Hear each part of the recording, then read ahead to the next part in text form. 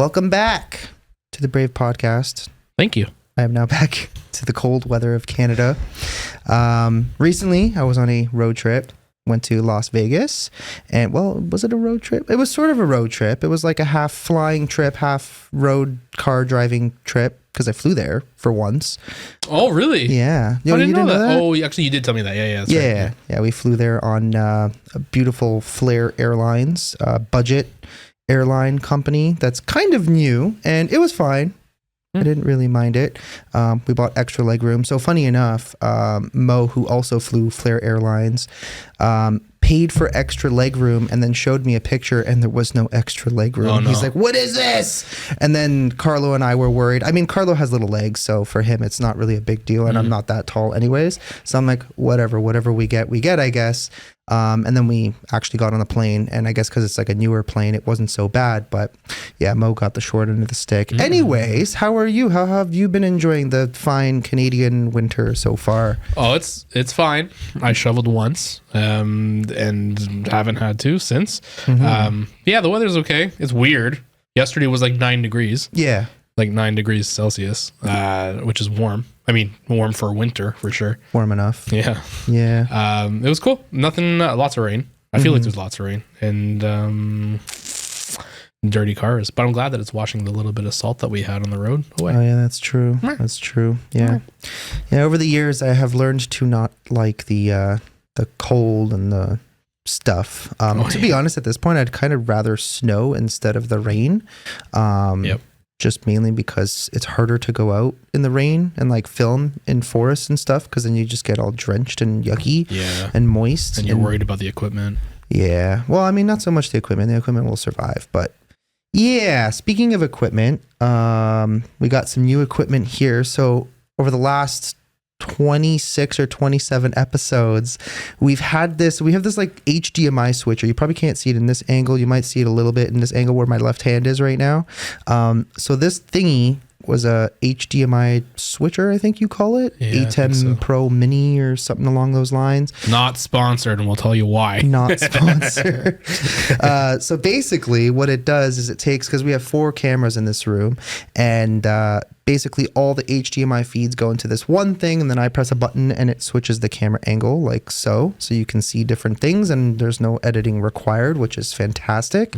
Apart from, periodic things here and there that might need to be edited, or certain words cut out, because we're all potty mouths. But yeah, for the longest time, this thing was so annoying. Literally from the day that we got it, when we set up the studio and we plugged everything in. Was it day one, really? I think so. Yeah. After about 40 minutes, all of a sudden the thing started going.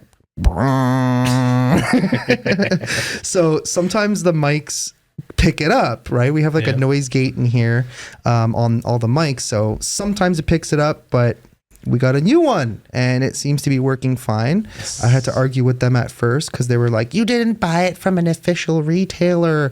You have to buy it from a retailer offer site. And we're like, we bought it on Amazon. We didn't know. Like, how would you know? Right. Yep. So, but finally we got a new one. Yeah. And so far it's it's actually quieter now, even just like in normal mode. Right? Yeah, it's very quiet. Yeah. So happy about that. Definitely. Thank you, ATEM people. Black Magic does Black Design. Yeah, Black Magic Design, whatever the name of this company is. But yeah, they sent it from Montreal, and the only reason we never changed it earlier was because it takes like a week and a half just to do the whole turnover of shipping it back and getting a new one and all that fun stuff, right? So you got like dust on your computer or something? So much dust. I'm looking at it. I'm like cleaning off the dust off. You see it flying up in the air? Not really, no. But that's because I'm blind. Got it. Speaking of, I'm thinking of doing laser eyes soon. Are you thinking about it? You were thinking about it a while ago. Yeah. Eh? So I think maybe January I'm gonna I probably will go do like a consult before that if possible. I just got like 4 billion things to do before that, and then I'll go do a consult. Did you not do one already? Like years ago? No, I never did it. There was somebody that I knew that did, and they were like, "Oh, I'm not even a candidate for it." And I don't know why. I thought that was you. I guess not. No, I went for a consult a long time ago with the LASIK MD people, and they're like, "We could do it. Probably won't get your vision to 2020, anyways, but it would like be like seeing with your glasses. I'm just tired of wearing glasses. It's a very annoying thing. They're always dirty, they're smudged, and then you're constantly cleaning and they get scratched, and it's so annoying, and it like falls off your face and all that fun stuff. The drawbacks to being four-eyed or whatever as people would call us back in the day. But yeah, what else is new? So yeah, we did the whole Vegas trip. That was fun. How long were you there? So the whole trip I think was like 8 or 10 days or something like that. So we all met up in Vegas. Mo and Aldo got there first. Carlo and I flew in like a day or two after or whatever.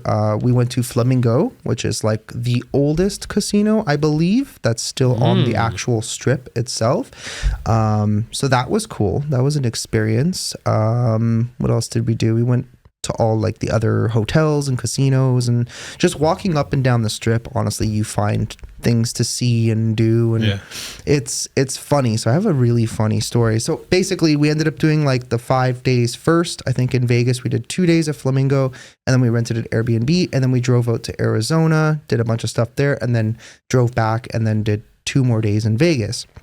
So I think it was the last 2 days. No, it was actually part of the first 5 days of the trip. So we did this funny thing. So basically they have, we'll call them the ladies of the night. Oh, good. If you get what I'm saying. Yeah. So the ladies of the night have promoters, and these promoters go, they're on the strip. So as you're walking past them, they're handing out cards, and these cards have pictures and names and phone numbers to purchase or so they can render services to you for a fee for an hour or whatever. We'll say family friendly show, of course.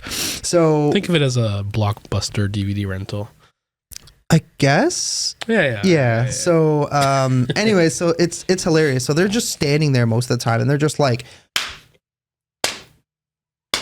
that's literally all they do. And then they yell out certain things. There's certain promoters that, have the special clothing optional clubs, we'll call them.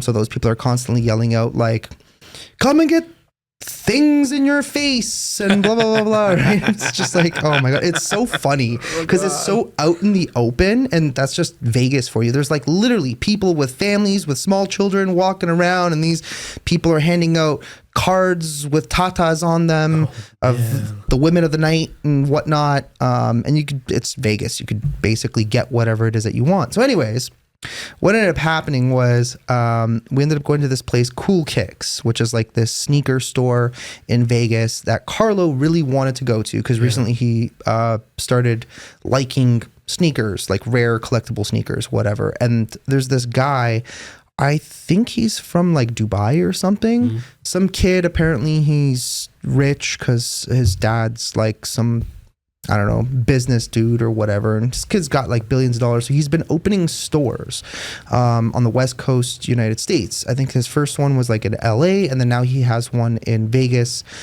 in the mall area of Caesar's Palace. So anyways, we go there, and Carlo buys all these shoes. So now he's walking around. I mean, obviously all 4 of us are walking around, but he's like holding the bags with the shoes. And for some reason, Aldo and I thought it would be really funny to start collecting all these cards and then just shooting them into his shopping bag. Oh, no. He has no idea. He's like completely oblivious to any of this happening.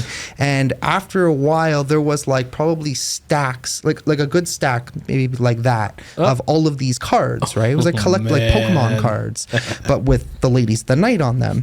So later on that evening, we get back. He finally realizes that all these cards are all in his bag, and they fell into the actual shoebox. At some point, I went into his bedroom and I grabbed like a stack of them like that, and I just started like hiding them all around his room, under his pillow, in his luggage, and I even put one in his passport. So the funniest thing was that so Aldo was flying back to Florida because he's staying there until like March or something. Mo flew back to Ottawa, so me and Carlo are flying back together to Toronto. So we get to the check-in counter at the airport, and I had completely forgotten that I had even put one in there. And at that point, you would have thought that he probably would have seen it and taken it out. Yeah, at some point. So she's like, okay, gentlemen, can I see your passports, please? And he's just like, sure, no problem. He opens his passport and this card just comes flying out right in front of her. He's like, what the hell? I'm like, oh, I start dying of laughter because she's like, did you guys have a good trip? I'm like, yeah, we did. And then that happens and I'm like, obviously. He's like, thank God I found that card because when I get home, Maria's going to kill me. Maria's his wife. But Maria, if you see this, I can vouch that I'm the one who put it in there, and I'm an idiot and I just completely forgot it was even in there. But that was like one of the funniest things that happened on the trip. Oh my God. Vegas is just wild. You have women with like whips and stuff. No. And they're like, they just randomly come up to you out of nowhere and like start hitting you on the ass. Like it's that like, dude, that's like assault in some places. Like, can you just do that? Like, just go up to some random guy on the street and just whip him right in the ass? A woman can do it. Yeah. I guess, and get away with it. But it was like, holy crap, man! It was crazy. The amount of weird stuff you see, people constantly like trying to sell you drugs and stuff. And even the first time I remember we went to, or the second trip I did with Jazz, we were at the Luxor and. I'm just sitting there. I'm like playing a slot machine. I had a Stella, whatever. And I'm just sitting there and this random dude comes up. He's got like this fanny pack or pouch, whatever you want to call it, across his chest. He's like, hey man, you want to buy some weed? I'm like, no, I'm good. Like, I don't smoke weed. That's just not my thing. I have friends who do. I don't mind. Whatever you do you, right? And then he's just standing there and he's like, hey, you want to buy some Coke? And I'm like, nah, bro, I'm good, right? He's like, oh, what? You just drink beer? I'm like, yeah, that's literally it. I don't care for drugs or anything like that. And then, of course, I hit like the bonus round on the machine and he sees that I'm like winning all these credits or whatever. And he's just like, oh, you're winning. Look, see, you won. You got to do this. And he wouldn't leave me alone after that. Oh, of course. I'm just like, okay, I'm going to just cash out after this and just walk away. Hopefully he doesn't follow me or whatever. Yeah. Recently, interesting thing was I started doing some research. This was after I had left Vegas. I started doing some research on like haunted places in Las Vegas. And apparently like majority of the casinos and hotels and stuff have some crazy history. And one of them was the Luxor, which is that big black famous pyramid with the big light or whatever. Yeah. And they were saying stories about how a lot of the casinos are hiding the amount of murders and deaths that happen, right? So when it comes to the Luxor, for example, the rooms are on the side of the building and it's all open. Because I remember when we were staying there, we were up on like the, I don't know, 18th floor or something like that. And all the rooms, they all kind of go like this and they're all just like a balcony. And it's not really like that high.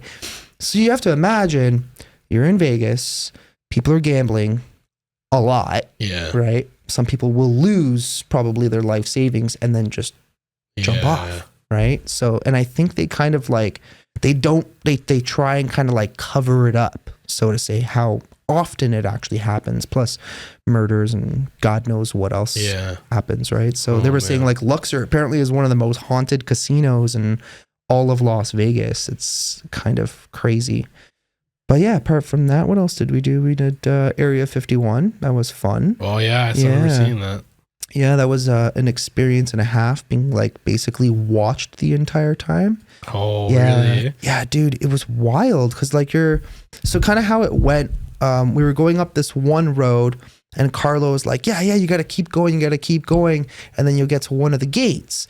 And the guys were just like, nah, I think you're wrong. Let's go to there's a little town called Rachel, Nevada, and they have a spot there called Little Alien Inn, and it's just pretty well known because it's like right on the outside of Area 51, kind of like a tourist trap. It's literally like a tiny little restaurant. I guess they have rooms that you can rent for the night or whatever, and then there's the main gate is actually near there. So we basically went up this long dirt road, went up this little hill thing. Because he's like, oh, if you watch all the videos, you see they call them the camo dudes, and they basically work for Area 51 to watch kind of who's coming in and out, and they usually stay up on this little hill. So he wanted to go further. The guys didn't want to do it. We were running out of daylight, so we turned around and then went up the main road to the Little Alien Inn, and then we basically got like a map from the guy who worked there of where the two gates were.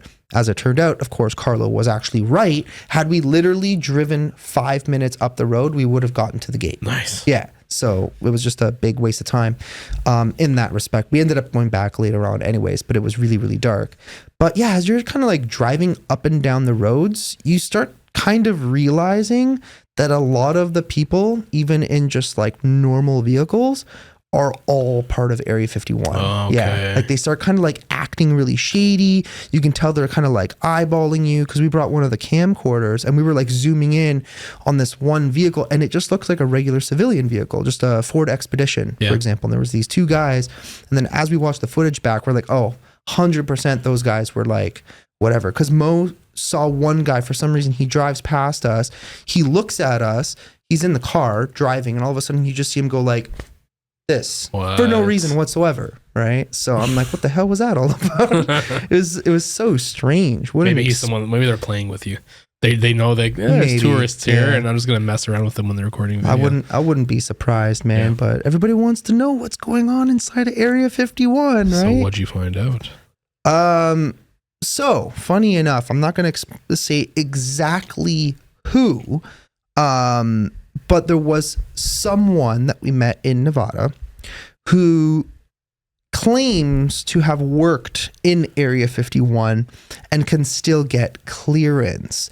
Now, we don't know if this guy is just literally batshit crazy and is just either going to help us get arrested accidentally for going on federal property, because if you go on Area 51 property, like you literally walk past the gate, the dudes will show up, arrest you, and probably fine you. The first time is just a fine and a warning, as far as I'm aware. The second time, they'll probably throw you in jail. Nice. So we don't know if like this guy was legit, if he can still get clearance, or if he ever even actually worked there at all. Right. And he's claimed like, he's like, oh yeah, I've seen all this weird stuff. Right. And we're like, tell us more. Right. But then after a while, we're like, I don't know if this guy's actually telling the truth, if he still has all these clearances. He's like, he's probably just going to bring us to some random field near it and claim that we're actually on Area 51 property, which would virtually do nothing anyways. Yeah. Right. Because it's like I could just stand outside the gate and just do the exact same thing and accomplish the same thing. But apart from that, we also visited the border wall. Ooh, so that was interesting. Always wanted to go there and check it out. That's in Nevada? So the border wall stretches from, it's not in Nevada because Nevada does not border Mexico. It stretches from basically West Texas, so like El Paso, which is majority of where a lot of the migrants will cross the Rio Grande River. So it stretches from there into New Mexico, Arizona, and then California. So when you were in Arizona? Yeah. So we did, we realized after we probably should have gone to Yuma. Well, we didn't really realize after. We knew we should have gone to Yuma, but the problem is there was more interesting stuff to film in Tucson. So we went there. And then it was kind of funny because so basically we're driving through and I'm like just looking on Google Maps. I'm like, okay, what's the easiest way that we can actually get like literally right to where, like you, to the point where you can touch the wall. So we drive out into the middle of nowhere, south of Tucson. I think it was about an hour and a half. And we're driving through all these dirt roads. Originally before the trip, I told Mo, I'm like, yo, we need an SUV 4x4, probably like a Chevy Traverse. And he's like, yeah, no problem. And then I guess they didn't have like the Traverse, but they had the Acadia, which apparently is smaller. Okay. So he's like, well, it's too small. So he ended up getting like a minivan or whatever. Let me tell you, we beat the crap out of this minivan. That poor minivan definitely had some broken skid plates on it after this trip. The problem with the minivans is that they're very low. That was the issue, yeah. So every time we're like going through these crazy dirt roads, we literally have a video of us getting lost at one point, and we're just like going up and down into these big divots and almost getting stuck, and you're just hearing cling, cling, cling, and just hitting all these giant rocks all over the place. So anyways, we're heading towards the border, and we get to these kind of like, some roads were private, so we couldn't go down them. Other ones were public, but they were so messed up that this van, there was absolutely no way we were going to even test it, right? Yeah. We're like in the middle of nowhere. We're like, there's no way that we're going to get through this. So we kind of ended up turning around. And as we're heading back towards the main road, we see a white and green pickup truck, which is Customs and Border Protection. So we're filming at this point. We roll down the window and we're like, hey, where's a good spot where we can get to the wall, right? We're documenting, we're making films, we show them the camera. And then they were like, oh, if you go to Naco, Arizona, you can literally stand right next to it, right? And there's what is stopping you where you are to get to the roads? Yeah, okay. There was no way to drive through the roads. Okay, yeah. So, like we were close. We were within maybe 2 kilometers, 3 kilometers, whatever. Right, okay. We're like, there's no way in hell we're walking because that's just dangerous, right? There's just a bunch of fields and God knows what's out there, right? Plus, there could be cartel members hiding in the freaking bushes, right? You don't know. So we're like, there's no way we're gonna do that. So we turned around. We ended up going into Naco, went to the actual crossing, and you can like stand kind of on the side of the road, and you can see through the fence where like the actual crossing is, like the legitimate crossing. At some point, I think we saw a family get like basically dropped off and then sent back into Mexico or whatever. But then we ended up going around and like to the side and quite literally stood right next to it. And that was a pretty wild experience because you can see where a lot of the barbed wire has been cut. There was clothing, random displaced items kind of all over the ground. There was a cow just kind of roaming around at one point.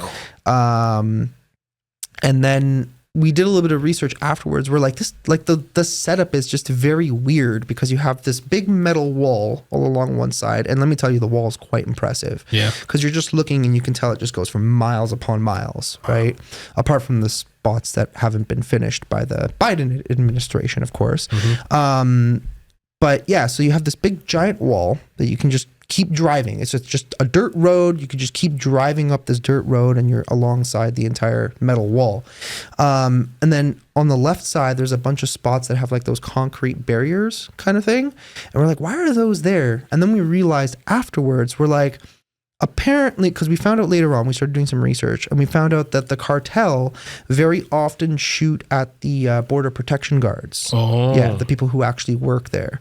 And so we figured, we're like, so that's what the concrete barriers were. Because if the cartel members start shooting at you, you got to hide behind something, right? So they kind of put those randomly alongside of it. Then there was like a random porta potty on top of a trailer. And we're like, why is this porta potty here? Apparently the reason why they do that is because when the migrants cross over, there's a lot of ranches in that area. And what will happen is the migrants have to go to the bathroom. So they'll end up going in the fields. And the ranchers get pissed off because all the poo and pee are ruining their crops. Of course, right? So they ended up, putting all these porta potties along. So if you go alongside the actual border wall, you'll randomly see like a porta potty here, porta potty there. Wow. So at least these migrants could actually go into the bathroom. Yeah, it was a weird, very, very weird experience, kind of surreal to actually see it in real life. Because you always hear about it and see it on TV. And you're just like, this wall can't be that impressive. And you get there and you're like, wow, holy shit. It's impressive. Yeah, it's wild. Is any of it, I don't know if you saw any of this, is any of it still the shipping containers? Did you see the shipping container wall, or is that done? I don't know. So the shipping, okay, so there was several different scenarios. I don't know exactly what's happening now. I think Texas is reinforcing the wall with their own wall. From what I recently heard, that's kind of been happening now. The shipping container wall, I think, was Arizona. Yeah. Right? Yeah. The federal government actually forced the state to remove it, as far as I know. I see. Because the federal government wants illegal migrants to come in for one reason or another. Which it's like, if you want to, immigrate to another country, like we're both, like we've said before, we're both children of immigrants, essentially. You want to come, sure, no problem, but like do it legally, right? Not illegally. Plus it's dangerous. But yeah, as far as I remember, those have been removed. I didn't see anything like that, anyways. But there are spots in like Yuma where they're it's not, the border wall is not finished. I think it was Peter Santarello. You can look it up. He's got a YouTube channel where he goes around documenting a lot of different areas, and he did several videos on the border wall. And this is one thing that we saw afterwards, after kind of like, now we're intrigued because we finally got to see it. We're very intrigued as to like, okay, well, so where are like the spots where it's open? Apparently in Yuma, there is a section where the wall just stops suddenly. Like they were supposed to finish it, never did. And if you watch Peter's video, you'll see him talking to the local sheriff, who's kind of just like telling him all the things that are kind of going on at the wall. Literally just walks right around it into Mexico. Just like, oh, now we're in Mexico, right? Right there.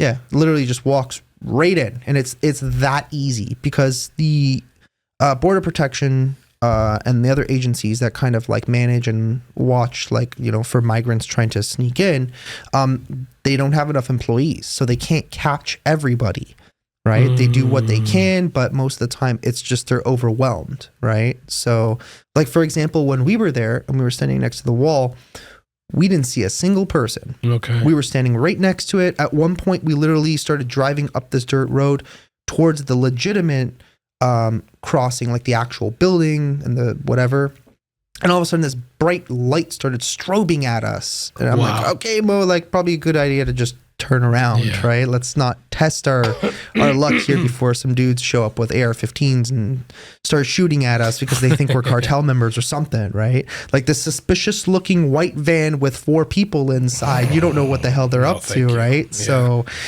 we turned around and whatever. Apparently they also have like these fiber optic things that are underground, so when there's movement, they can hear it. There's like a sensor that's letting them know that there's something going on or people are crossing or whatever. Right. But we realized that the spot that we went to, because it was interesting because we kept hearing like Spanish music playing on the other side. So I would look at Google Maps because we could hear talking and we could hear music. And we couldn't tell where it was coming from. We're like, oh, maybe there's like some houses or something. Because on certain sections, there are like, you could literally stand there and you can see like houses on the Mexican side in this town of Naco. But the other side we went to, we started hearing chattering and music and whatever. And then I look on Google Maps, I'm like, bro, there's nothing there. There's train tracks and forest, right? So either there's like a group of migrants who are just kind of like chilling in the bush and maybe they saw us, so they kind of got like spooked and they're just like waiting it out or whatever, or waiting for their opportunity to set up a ladder and jump over the fence or something. Yeah. Right? So, because it's literally that easy. I mean, it's not easy, but it's easy, right? The wall. With a ladder, because the wall is essentially just a deterrent, right? It's meant to kind of slow them down so that way the CBP can actually catch up to them and take care of the rest, right? If they can. But yeah, it was pretty crazy. I don't know. I thought it was very interesting to see with your own eyes and kind of like see what the whole thing is all about, what life is like out there. And it would have been interesting had we actually seen some like migrants coming through, but we didn't get to that point. Yeah. It would have been interesting too, maybe if we had seen some cartel members, but that could have gone very wrong very quickly as far as we were told. So, no kidding. Yeah, that was my experience in Arizona at the border wall. But yeah, apart from that, before that, I actually went to Ohio. So that was a fun trip, and we ended up at an antique shop. And we bought some more haunted items for you. Perfect. Great. They're sitting there with the 100-year-old haunted doll. So we found another doll. We don't really know the details about her, but my friend Chelsea, who's a medium, was like, yo, there's something up with this haunted doll, right? I'm like, oh, okay, what's up with it? She's like, I don't really know, but there's something up with it. Yeah, and then we also got this camera. No, the picture's not. The picture's just a random print that somebody gave to me. I just realized. I just went up and grabbed them, and I'm like, I never want to touch any haunted stuff. It's not going to do anything. They were for sale in an antique shop. I mean, it's not like anything's going to happen. Yeah, so we don't know what her deal is. She's a gypsy. She's a gypsy. Yeah, we have no idea, but we'll hopefully find out soon. And then the other... find out? I don't know, maybe bring her to some other mediums and see if they can maybe do some like experiments, like grab a spirit box or something and see what happens. Maybe I'll do it in here. at some point. Oh. So I kind of want to do like a series on like haunted items. I just haven't really figured it out yet. But what I'm doing is basically like stockpiling and buying a bunch of stuff, and it's all going to be stored here because there's no way in hell I'm storing them at home. Smart. We already have enough weird stuff happening at home, right? So we don't need any more. But the other thing is this camera. This thing is crazy. Yeah, that camera's got to be like almost 100 years old. Nuts, right? What is? It's, I don't know. I'm not sure how these old mechanisms work. Yeah. Our new versions of our cameras are much simpler now. I'm kidding. So I know it opens up somehow, but I don't even know if it actually does. I don't know if it functions or does anything that it's supposed to do. But yeah, so we were in this antique shop because we were bored. We had so much time to kill before our next haunted location, and we're walking through, and I knew there was something up with the camera section. There was like this one area on this shelf, and they just had a bunch of old cameras, including this one. So I felt like something was kind of around there. So all four of us walked through the entire store, or five of us, sorry. And I told Chelsea, I'm like, there's something up with the camera section. And I told her, I'm like, I'm trying to pick out haunted items to collect. And I'm like, can you come with me to the camera section and see if you can kind of pick up on something? You're so like, you're just trying to figure it out. Yeah, I don't know. Yeah, I don't know either, but. Yeah. So I brought Chelsea over to the camera section, and I pointed directly at this one. She's like, yeah, that one. So she thinks there's a possibility that whoever owned this camera, you figured out how to close it. Oh, look at that. Literally just manually, so. Wow. That's so cool. Huh. And then I just squeezed it together. Nice. All right. Well, we figured out one function. And so she thinks that whoever owned this camera may have actually died while holding the camera. Look at his face. Great. Possibly. We don't know for sure, but we think that the owner is somehow attached. Maybe the owner, I don't really know. I respect your property. I respect this. I think this is cool. Don't come after me. It's okay. Your camera is in good hands. It's going to sit on our shelf safely, respectfully. You're in company with other good haunted items. We have our 100-year-old doll over there. We got this other new little gypsy doll over here. And then I'll figure out what to kind of do with them afterwards. But yeah, that's cool. That's been my little kind of what did you write in here? Oh, okay. So we picked out a couple of other things that we wanted to take a look at. The first one being I'm gonna do this one first. Yeah, that one's fun. The GTA 6 trailer. Turn off the audio if you're gonna play it. Oh, okay, because there's music and stuff. So what this is, the very, very successful, very popular line of video games, Grand Theft Auto. They just released a trailer for their newest game that's going to come out in 2025 called GTA, Grand Theft Auto 6. And what the trailer is showing a whole lot of stuff. So the location for this game is going to be Miami. It's going to be, at least Florida. Yeah. They changed the name. I forgot what the new name is called, Lorida or I don't know, something like that. Florida? But the trailer is showing a lot of like stuff you would see, like, the typical Florida man does this, like headlines and stuff. And they have a bunch of videos.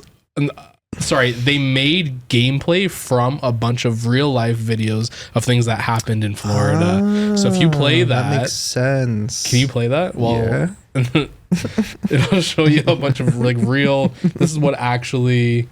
Okay, so the one on the right is a real video of a woman in Florida, and the one on the left is the Grand Theft Auto footage. I haven't seen this yet, so this is going to be really funny. Yeah, this is real on the bottom. Okay, so the bottom here is real. Yeah. Top is the Grand Theft Auto. So real guy on the bottom, real situation on the bottom. And so they just recreated these things to be like very Florida real.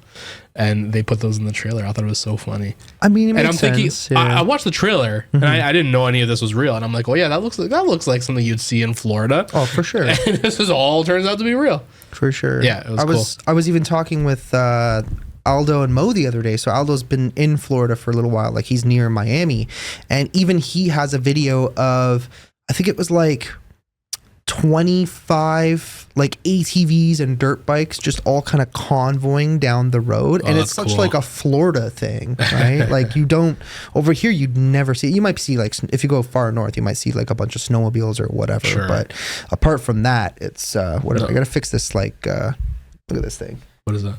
Oh, is it falling over? Yeah, it's like coming loose. Otherwise, at some point, the microphone's just gonna go flying. Smack your laptop.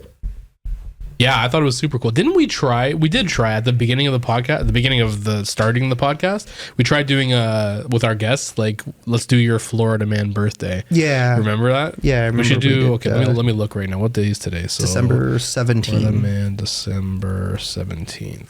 So you type in Florida man and then you type in a date and you see what the headlines were on that date. So the first one I see, police, Florida man tries to exchange marijuana for food. Port St. Louis. Lucy? Louis? Yeah, oh, Louis? Lucy maybe? Or is it Lucy? Luice. Maybe it's a typo. Luice. Look at this. Florida man steals alligator from golf course. Tries teaching it a lesson by throwing it on roof of bar. What? That's great. But that's like such a typical like things that would happen in Florida. 2 years ago, 2021, a Florida man has been banned from flying United Airlines while wearing underwear as a mask. Oh my God, that's great. Leave it to people from Florida to teach those alligators a lesson. Yeah, and wear underwear as masks. Have you seen any crazy stuff happen when you were in Florida? All the many times you've been to Florida? Anything you've seen Florida man style? I mean, what do you not see in Florida? Florida's just such a crazy place. Like the people that are just like people from Miami, they're in a world of their own. Yeah. Like I want to see it. They have like, okay, so I remember last winter we were down there in January up until February. And we met this one guy. He was staying at the same hotel. I don't really remember what his name was, but I think I have his number still because he's like, yeah, if you ever come down, I just got a place here. And we were in Melbourne, but he's originally from Miami. So this guy was in Miami, met a girl from Indonesia, moved to Indonesia, married her, established like a business, and then there was like this whole civil war thing that had happened in Indonesia, which like people here never talk about. Basically the communists, of course, it's always the freaking communists. The communists took over majority of Indonesia, and there was this little village, which is where he was living, and they're like, fuck that.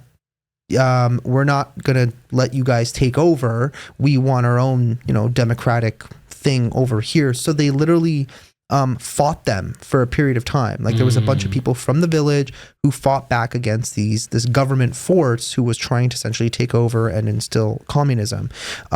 Anyway, so he was telling me all these crazy stories about how he was essentially like a mercenary and fought with them.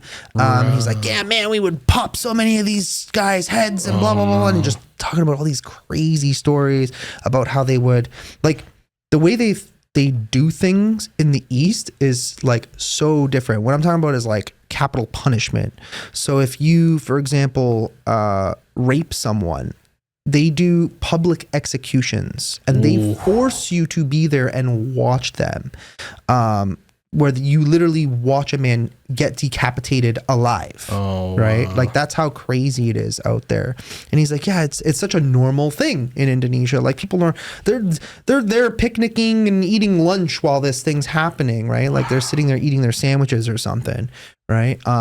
But yeah, anyways, then he goes on to tell me, he's like, yeah, I'm a Miami boy. I was born and raised there. My dad was a military man. His mom did whatever. I don't really remember. But he was telling me all these crazy stories about just like how he was involved with all these gangs, because at one point Miami was just completely like infiltrated by gangs, which I'm sure there are still some, but it's very different now than the way it used to be. But he's like, yeah, man, he was basically a gang member at one point in time, right? And even at that time, he's like, yeah, man, everywhere they go, they have their guns and whatever. And he's like trying to tell me, he's like, if you want to go to Miami, come with me. I'll call up the boys. We'll all get our weapons, whatever, and we'll take you to this like asylum, and it's like on native land, and they're gonna probably shoot at us, but we'll just shoot back at them. And I'm just like, this is such a Florida thing, right? I'm like, dude, I'm not. Why would I want to do that just to get like one video? Yeah. Really? Like we're gonna go into like a shootout with like a bunch of natives or whatever. Like I don't even know what the hell is going on, what this guy's even talking about at this point. Yeah, no, thank you. And yeah, he was just going on about like all these crazy stories about growing up in Miami, and they basically it was like the wild west with palm trees, basically. Wow. Like these guys just did whatever they wanted, right? Yeah. The police couldn't fuck with them because you wouldn't want to, right? Yeah. So they kind of just like ruled everything at one point in time. And Wow. I mean, that's just how it used to work with gang stuff. But yeah, now people just kind of go and live there and just live free and just kind of do whatever they choose to, as long as they're following the law, I suppose. But yeah, it's like such a perfect portrayal, I guess, of Florida. Like obviously not all of Florida is like this. You're not going to see stuff like this every single day. But yeah, I mean, apart from alligators. And Florida man stealing a hearse during funeral. Or Florida man with drugs around penis denying they were his. They're not mine, I swear. That is, but the drugs are not. Florida man hits dad in face with pizza. Oh my God. Good times. That's crazy. Yeah, so apparently, do you have any other ones? You could probably go for on Florida. forever. No, for Florida, I'm good. Yeah. I wonder if there's like any other places that it kind of have like crazy stuff. We should start like a new, like the California man trend, because I'm sure there's some crazy people out in California that probably try it out. Let's see what happens. We're gonna start a new trend here on YouTube. This is how the Brave 17th. podcast went viral, looking up California man stuff. California man arrested after allegedly robbing stores in clown mask. There you go. That's something. Something I would do. Yeah. Oh no, there's a lot of killings, and I don't want to read these. Oh, boy. No, thank you. Very bad. It's all killings. No, Awesome. I don't think I'm ever gonna look this up again. Huh. Dumping body part? Nope. Nope, not reading this anymore. Yep, Speaking of body parts, this is so perfect segue. perfect segue, actually. Yeah. So when we got to Phoenix, I'm just trying to find the. Oh, here it is. I found it.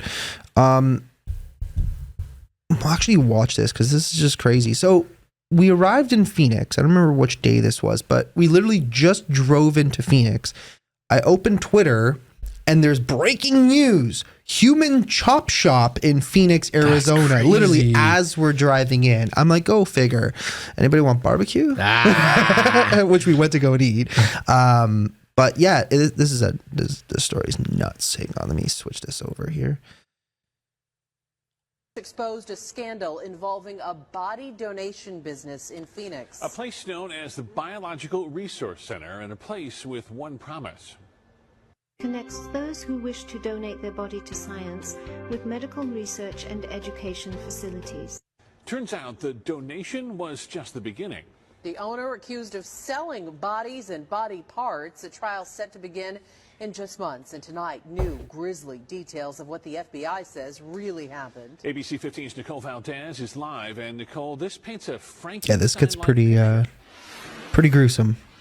Yeah, it really does. Katie and Steve, closed for years. This building off 24th Street and University doesn't look like much, but according to new claims in these court documents, the Biological Resource Center was essentially running a chop shop for human body parts, mixing, matching, and selling them in ways we've never heard of until tonight. If Frankenstein, that story ever comes true, that's where it's going to be. Sounds a whole lot worse. That's what I was thinking too. One FBI agent revealing what it was really like inside the Phoenix body donation facility.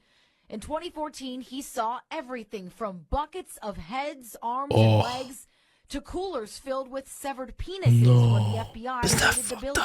Confused and angry. We thought this was going to be doing some good. He even spotted a smaller head sewn onto a larger torso in a quote. There you go. You got your Frankenstein right there. Oh man. It wasn't a choice we made. It wasn't a choice any of the families made. Body parts piled on top of each other inside Biological Resource Center, where families donated their loved ones for medical research. Discoveries of sickness and a disease, maybe come up with a cure. Some say the companies violated everything they promised. Tragedy that's never resolved, and it just keeps going on and deeper.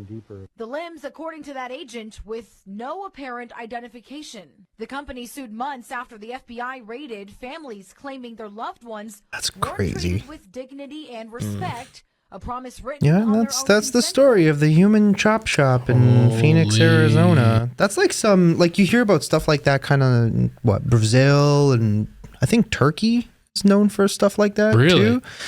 This is absolutely horror movie material. Oh yeah. But it's like, so I remember years ago, Brazil was well known for, they would snatch like a kidney, for example. Oh, I remember hearing that. Was that Brazil, yeah? Yeah, I think Brazil, it was happening a lot over there.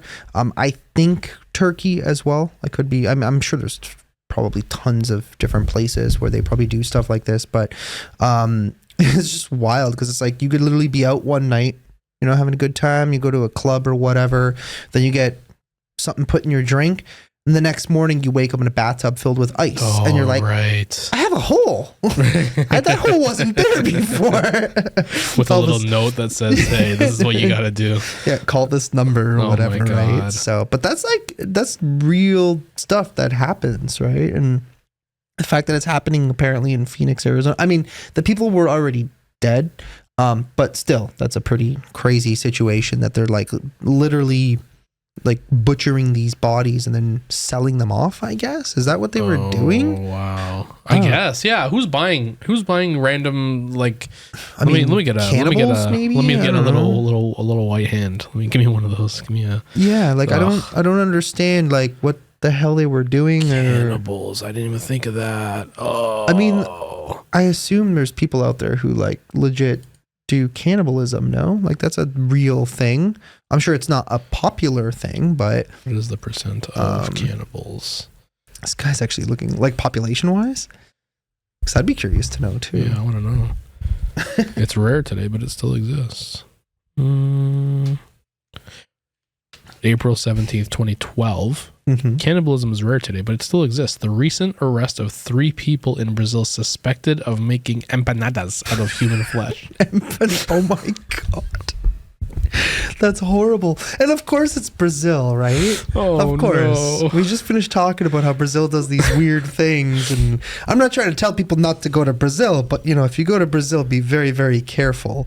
Because Brazil's, it can be dangerous for the tourists because, I mean, they can spot tourists from like a mile away. I was supposed to go there back in like 2014, World something Cup? like that. Yeah, we were talking about going. And then just for one reason or another, we just didn't end up doing it. Probably because it was just like, it's pretty dangerous in certain areas. But I do know in like Brazil, because the locals find it pretty like disrespectful if you show things off, like you wear jewelry and have fancy clothes or like a nice camera or something like that. So you got to kind of be careful because they will not hesitate to like mug you just because you disrespected them or whatever. But that's just kind of how things work over there, I suppose, apart from people stealing body parts and doing cannibalistic things with them. Man. Oh my God, the world is such a crazy place. There was another one from Day. This has nothing to do with body parts, thankfully, but so there's been this thing that's been going around of scams. This is from Deo Club. Yeah. So he actually posted this one. So first things first, I'm quite familiar with scams because I know people get messages from people pretending to be me all the time, and it's very annoying. Like I sent you one a few weeks ago. Yeah. Like some of my friends who personally know me, and it's like I follow you on Instagram, or they're like, "Is this you?" I'm like, "No. Why would I make up another account to follow you?" Yeah. Right? I mean, I do have 2 Instagram accounts. I have the Angelo TV one, which is the only one that I really use now. And I have Exploring with Angelo. Originally, I was just like posting photos and stuff on there. And then I just never really ended up using it much. But at least it's a way to stop other people from getting the handle and then pretending to be me. And then on Twitter, I only have the one account, Angelo TV, and then we have the Twitter account for the podcast, but that's literally about it. And the podcast one on Instagram as well. Right. But yeah, these guys will pretend to be me, and then I don't know what's going on. I get weird messages from people, and they're like, "Oh, I've been talking to you for like weeks now on whatever." And then the constant thing that annoys me so much is that these guys create new Telegram accounts, or they'll create a Telegram account, which I don't use Telegram. So if somebody's messaging you as me it's on always Telegram or WhatsApp. Yeah. I don't use that. Go figure, because they're encrypted, whatever, right? So they'll make YouTube accounts, and then they'll comment like on my videos. Like, so you'll comment on my video, and then they'll reply to you pretending to be me, because they'll use like the same display picture, and they'll say like, "Oh, free gift from me go to my Telegram," or whatever. Right. I'm like, I constantly have to block them. Right. Yeah. But they just keep creating new ones. They just keep popping up. Right. And it's like, I have a blue check mark on YouTube. So it's like, if you don't see the check mark, it's obviously not YouTube me. has check marks? Yeah. Okay. So when you pass 100,000, you can apply for the verification badge. That's just like at the end of your username. Yeah, it's just so people, when you comment, people will know that it's actually you commenting and not some phony baloney created account. But there's been this new thing, and I know our friend Dale been talking about it, because that's what he does, like scam baiting and stuff. And he's been talking about how a lot of ads on YouTube itself are actually scams, right? So I know on Facebook, there's been kind of one that's been going around where there'll be like these AI videos, and this is crazy, because there'll be like AI videos of like a famous celebrity promoting a certain product or service or whatever it is online. Like, oh, go to this site because Sylvester Stallone, whatever associated with it, when it's just a bunch of BS. But it's been happening a lot lately. Like, there's now ads on YouTube that Deo has been gladly pointing out. But yeah, so this one I think was on TikTok. I'm gonna read it. Let me switch this page. So, stressed and devastated woman loses more than $7,000 to investment scam seen on TikTok. An Ontario mother who lost more than $7,000 on an investment scam after viewing a fake news report on social media is speaking out about the ordeal and warning others to be on the lookout for fraudsters and similar tactics. Siobhan Taylor told CTV News Toronto that she was searching through TikTok when she first came across a news report showing that someone who started investing only $250 was now making $28,000 a month. The news story said a police officer was making thousands of dollars a month. That made me get really interested, and I just signed up, said Taylor. Taylor said that somebody called her the next day after she contacted the investment platform and told her to start investing in cryptocurrencies. It's always related to cryptocurrencies for some reason. At first, they just asked Taylor to put $250, but over time, she was convinced to put in more money until she had invested $7,250.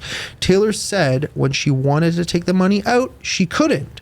Later, she discovered the news report she had watched was not real and had been manipulated using artificial intelligence. Similar investment scams had use deep fake videos of Elon Musk and other celebrities. So that's kind of what I was talking about. My money is not in that platform anymore, said Taylor. That money was to take care of my child who has autism. I am so stressed and devastated. That money was to support him. According to the Canadian Anti-Fraud Center, 1,742 victims lost $16,363,182 in investment scams during the first half of 2023 alone. Yeah. It's crazy, like, how often this stuff is happening, right? Because I know people personally who have fallen for these, like, crypto scams before. Like, actual friends of mine who they're like, yeah, I invested in all this, I invested like $1,000, $2,000 in this crypto, or this guy who's managing this crypto fund for me. He's like a mutual fund genius type of whatever, right? Sort of, I guess, like an ETF sort of thing. And I'm like, yeah, that sounds really fishy, right? So I'm like, how much money did you make? And they're like, oh, dude, I'm up like my 2000's like 12,000 now in like 2 days. He just showed me my statement, right? Showing me all the, like the value's gone up so much. I'm like, yeah, have you tried telling him you want to cash it out yet? Because that might be a problem when you need to do that, right? Of course it was at the end of the day, and they ended up getting screwed and lost all of their initial investment, and that's pretty much that. So yeah, just be careful out there, guys. Like there's a lot of these damn scams going on. It's very, very popular now. The romance scam is the same thing. It always ends up going to these cryptocurrencies because I don't know. Yeah. Don't do it. Don't do it. Check out the company name on the Better Business Bureau before you send them any money. Yeah, that's probably, I don't know. Better Business Bureau's in the US as well, no? Or is that only Canada? I don't know. I'm not sure. In Canada, we have something called the Better Business Bureau. I'm not sure if they do the same thing. I'm sure there's other organizations like in the US that have their own kind of thing that can protect people from stuff like this. But yeah, definitely do your research. Be skeptical when somebody is telling you that you can start making $28,000 a month on an initial $250 investment, because odds are it's probably not real, right? I've never heard of anybody doing anything like that before online. But yeah. In other crazy news, apparently they're doing more bans now, the Canadian government anyways. So when you're not getting screwed by scammers, well, I guess they would be scammers. The government, right? I mean, they do steal from us, right? Taxes and other things. And apparently recently, I don't really know too much of the details about this. My friend actually told me about this because he was really pissed off, because I have a friend who's Filipino, and he's like, I'm so mad. The Canadian government gave $5.3 billion to the Filipino government for climate change. What? Yeah. Apparently, and it was real. I looked up some articles. I didn't go into too much detail because I was just really busy. Haven't really had a chance to really catch up. But yeah, apparently it was like, I guess some sort of incentive or something. I don't know. Philippines, I guess, implemented some programs, and the Canadian government's like, yeah, you did it, boys. Here's $5.3 billion. Meanwhile, we have vets who can't get benefits here, who are getting no support whatsoever. You have people on the streets, families starving to death. Meanwhile, we're just sending more and more money over to other countries, and it's like, I'm all for help, but it's like we're struggling over here. Like we got problems, right? So yeah. Apart from that, they're also doing another thing where they're banning more guns, which is kind of crazy. Now the thing is that Americans don't really understand that the way the gun laws or gun rights in Canada work. You guys have, Second Amendment, the right to keep and bear arms, which applies in most states. Some states like to infringe on people's gun rights in the United States as well. But here in Canada, the entire government across the board infringes on our gun rights because we don't really have any. We don't even have really what's called the right to self-defense, right? So if somebody comes in, an intruder comes into your home, trying to kill you, you end up shooting them, killing them. It's a very hard challenge in court. We had the example of the gentleman in Milton. He was lucky enough that he did get a good lawyer who helped get him out of jail, for essentially protecting his mother, who was being beaten by 4 assailants who broke into his home, and then he shot. I don't know. I think it was just one. I think one. He shot and killed one. The messy thing about that one was, it's seemingly he shot the guy in the back when he was leaving the house. I don't know. I don't know what happened, but I'm pretty sure that was a part of it. However, still, if that is exactly what would have happened, I probably would have done the same thing. Well, he got off. But from what I heard, it was because they proved that he did everything accurately to the point where he only fired 1 round, enough to eliminate the intruder, or the threat. Eliminate the threat is kind of like the point to self-defense, is eliminating a threat, right? So you're not just going to repeatedly keep shooting somebody in the foot over and over and over again, right? But if you are capable of shooting at least 1 round and enough to disable the threat, we'll say, I guess that was good enough. But the fact that he still even had to like go through all of that, be thrown in jail for literally defending his mother, who probably would have been dead at this point. But yeah, they just apparently they passed another.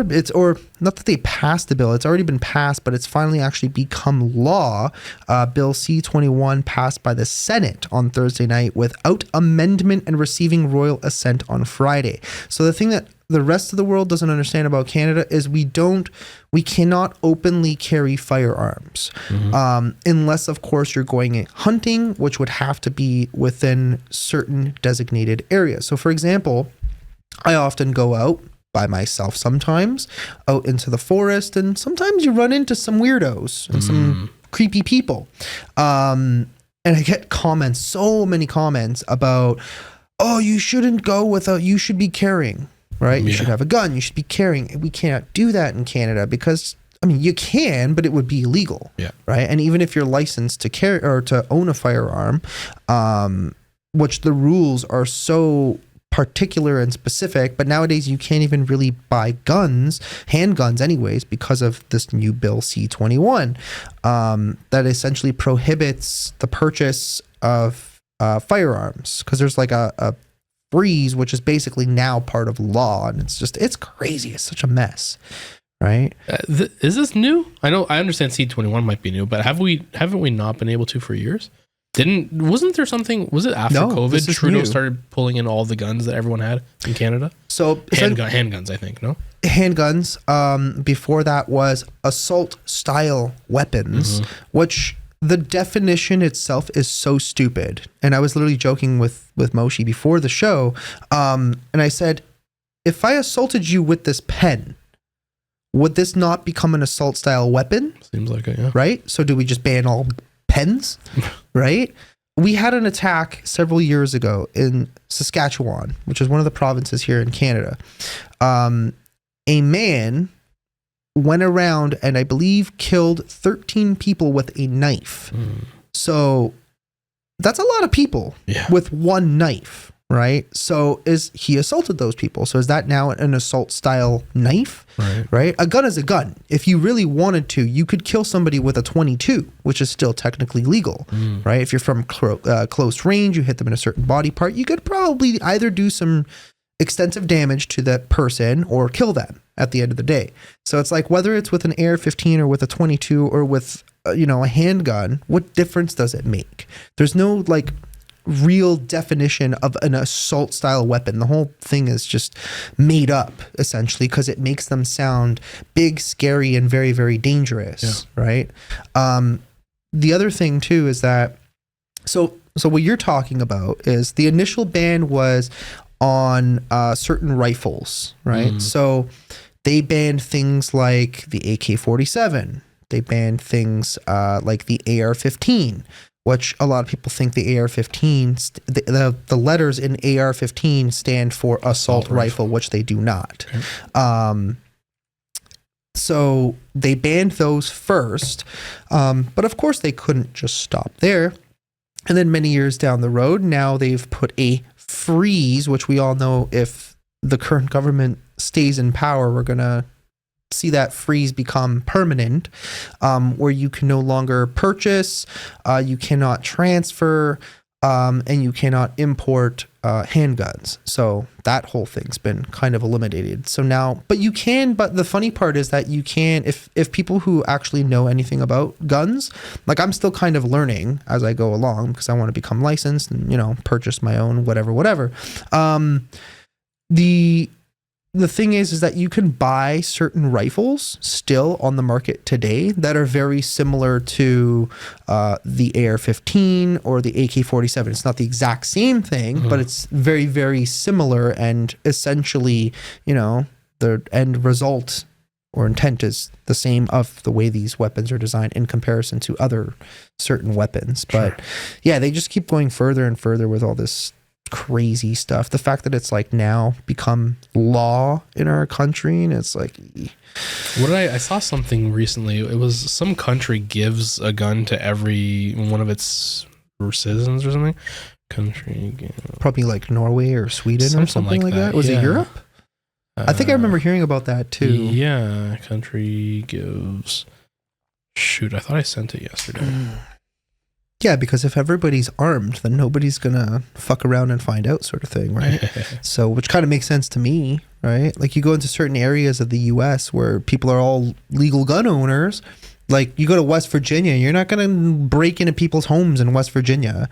Same thing in Florida. When the last hurricane happened in Fort Myers, I remember the governor on the news telling people be very, very careful, because he was trying to tell people like, don't, start, what's the word for it? Like when people start, how am I blanking out on this word? Wow, that's so random. So like, let's say you start breaking into people's like houses and start stealing all their stuff. Burglary. Sort of, yeah. So he was like warning people. He's like, oh, here in the state of Florida, we have stand your ground laws. So you may not want to try that because everybody's got weapons, right? Which we don't have that here. And in certain states, it's kind of crazy because in like places like New Jersey, if somebody breaks into your home, I think it was New Jersey. I don't want to misspeak, but I believe the law of self-defense is virtually non-existent, to the point where if somebody breaks into your home, you have to leave your own home and flee. That's how it works for self-defense. You cannot do anything. You cannot shoot them or whatever. Maryland is kind of similar, to the point where it's like if somebody's on your property and they're coming after you, you have to barricade yourself in your home and just hope to God that the police will show up beforehand, right? Before anything bad happens. It's just so stupid. And like, it doesn't make any sense. Switzerland. Is that and it? I think yes. Okay, so what it is it's not every person, but it's every. Okay, so what I'm reading here is that every male 18 to 34 gets enlisted in the military. Okay, something like that, and they all get guns from the military. But once their service is done, they give the guns back. So it's a high amount of people apparently that get them. However, it's not every single. So person. they have conscription essentially, where you're forced to enlist in the military, like a lot of. And I'm just reading this off a website. Dictator countries used to do back in the day. Mandatory military service for men 18 to 34. Yeah. If they're deemed fit for service. Yeah. Interesting. I wonder what the crime rate's like in Switzerland. I think it's pretty low. I don't really think so Switzerland's kind of an interesting country. What I do know, because I have met people from Switzerland, so they've kind of like told me what life is like there. So Switzerland, first of all, I believe is very small. Okay. Like it's a very tiny country. It doesn't have a very big population. They don't really have, to my understanding, like when you think of Switzerland, like what do you think of apart from chocolate? Like what is your view? Like when you think of they're the country that's known to be very agreeable, right? Like they're the example, the neutral of country sort of thing, right? But even more to that, it's like I'm thinking in terms of culture. So when you think of Italy, what do you think of? Pizza. Exactly. Yeah. When you think of Lebanon, what do you think of? Me? Well, I was gonna say shawarma, but that's what I mean. Yeah. Like there's a certain thing that each of these nations have that identifies, like Canada, I guess maple syrup. Right? Sure. America, McDonald's, whatever, right? Things like that. When it comes to Switzerland, like apart from, I guess maybe chocolate, Swiss but cheese? like, yeah, they don't even really have their own language. Oh, right? No? They speak 4 different languages. And I remember because I met this one guy, and they're very highly intelligent. Swiss people are very, very well educated, very, very intelligent. They're very good at economics, right? Hence why they have very powerful banks. Okay. But yeah, they speak like English, German, French, Dutch, I think are the 4 German, predominant. French, Italian, and yes. Romansh. What's that? Yeah, exactly. It's apparently just used between the people who know it in the world. It's 0.5% of the country knows it. Damn. So it's like some made up slang or something, probably.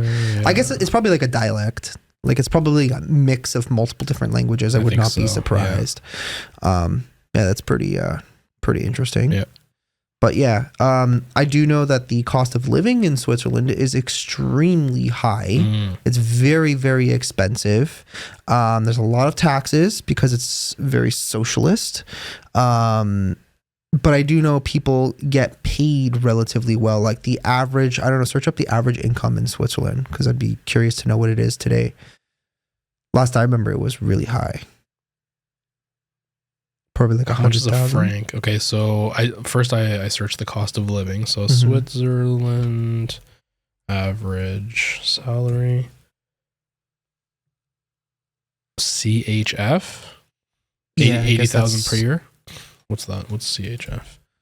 Sounds pretty high to me. Swiss francs. I guess so. Yeah.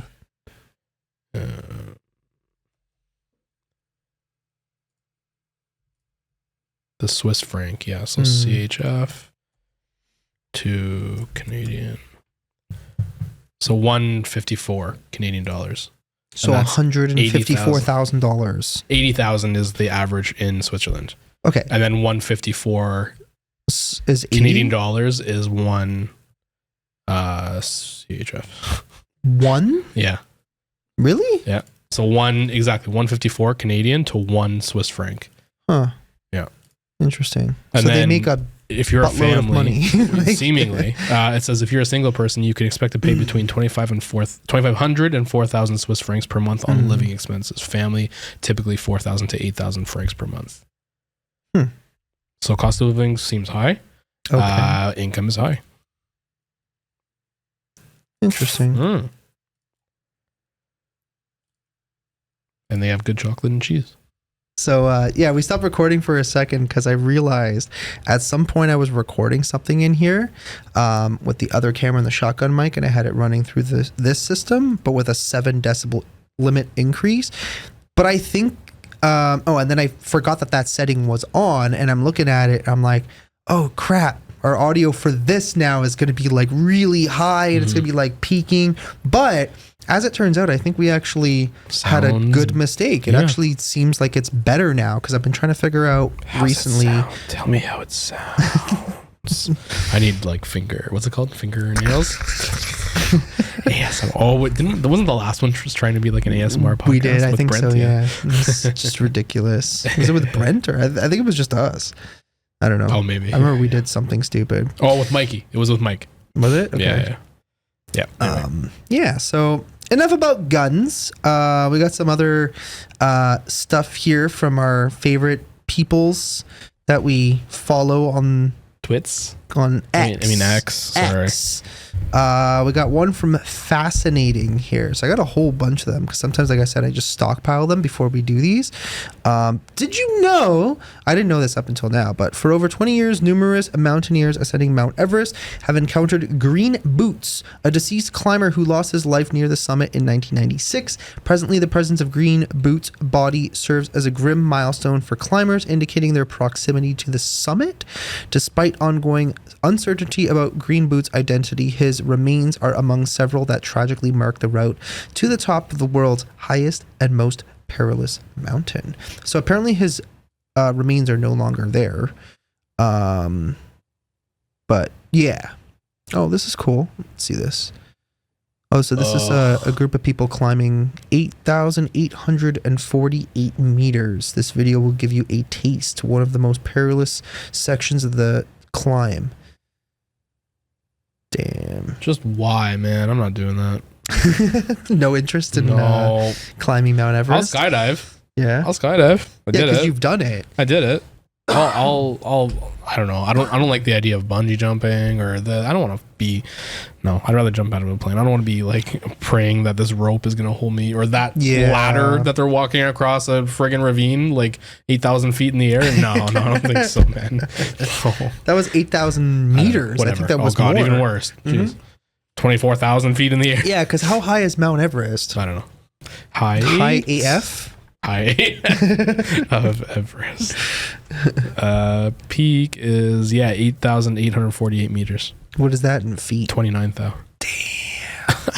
That's crazy. Actually, wait, 29,000. So when I was skydiving, it was 30,000 feet. Mm-hmm. Which makes sense because planes fly at 30,000. Okay, no, I'm wrong then. It was, I think, then 13,000 feet. Yeah. Okay. Yeah. Yeah. Wow. Yeah, That's because high. planes are like between at cruising altitude is like between 30 and 35,000. Okay. I think for like a jet sounds liner, right. That sounds right. Yeah. So yeah, that's crazy. Yeah, I think I would probably poop my pants. I mean, okay, so I would be okay going up. Coming down is a whole other scenario. Can we just like drive up there somehow? Because I think for me, the highest I've ever done was in New Mexico. I think it's called what is it, Sandria Crest, I think. And I believe it's 12,500. That was high. That Sandia? Yeah, I think it's Sandia, Sandia. Yeah. Crest. Mountain range in New Mexico. It's in Albuquerque. That's a high ass mountain, let me tell you. When you're up there, everything looks like little ants. And there was this one part when we were up there that Jazz decided he was going to give me a near heart attack because for his intro, he decided, he's like, here, hold my camera. We're going to do the intro. I'm like, all right, cool. So what does he decide to do? Run towards the edge and then stop. But he started skidding and I'm like, oh my God, Jazz is going to die today and we're going to capture it on video. Yeah. From 12,500 feet up in the air because it's like a straight drop down at that particular spot. No, thank you. Luckily he stopped, but yeah, that was pretty crazy. I've also done Mount Sulphur in Banff. You can take the gondola up to it. I think it's about 7,500 feet, which is also pretty ridiculously high. It doesn't seem like it, but it's high. And then like the gondola will go up 7,500 and then you can go like a little bit further up to the full like 8,000. Yeah. And I don't really like heights.